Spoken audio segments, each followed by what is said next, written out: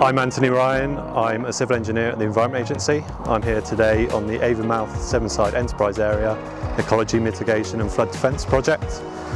And today we're overseeing the wet test of one of the floodgates on the scheme, as well as one of the new glass panels.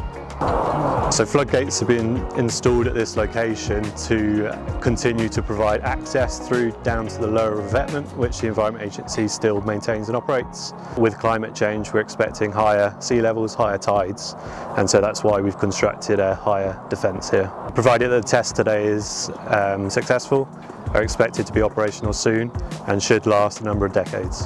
This floodgate is one of several being installed throughout the project area, including at Lamplighters Marsh in the south and Orst in the north. Here we're testing one of the new glass panels. We're filling up the water on the wet side and just monitoring how much leaks through the new seals.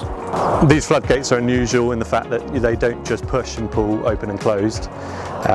They weigh over a tonne, and so they need a mechanism. So you have a hand wheel or an electric actuator to actually open and close them.